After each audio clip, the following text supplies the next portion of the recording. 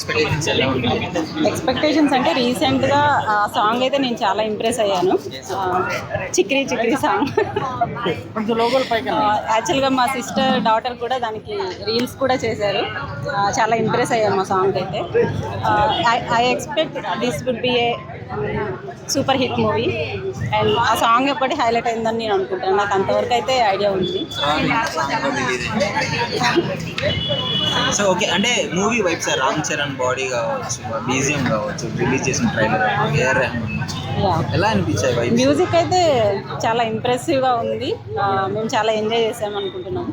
అంటే రెహమాన్ ఎప్పుడు తెలుగు మ్యూజిక్ ఇచ్చినా కొంచెం అవి అనుకున్న స్థాయిలో ఆడలేదు, బట్ ఇది అలా ఉండబోతుంది అనుకుంటున్నాను. ఏదైతే ఖచ్చితంగా సూపర్ హిట్ అవుతుంది అనుకుంటున్నాను. ఫ్యామిలీతో వెళ్ళి మేము ఎంజాయ్ చేస్తాం కంపల్సరీ. యాక్చువల్గా రామ్ చరణ్కి చాలా మంది ఫ్యాన్స్ ఉన్నారు మా ఫ్యామిలీలో. అవునా? రంగస్థలం వైబ్స్ వస్తున్నాయి అంటున్నారు, మీన్స్ ఆ ఎన్విరాన్మెంట్ కావచ్చు అదంతా. ప్రజెంట్ ట్రైలర్ని బట్టి అయితే రంగస్థలం వైబ్స్ అయితే వస్తున్నాయి. బట్ ఆఫ్టర్ మూవీ చూసాక మనం డిసైడ్ చేయొచ్చు ఇది ఎలా ఉండబోతుంది అని.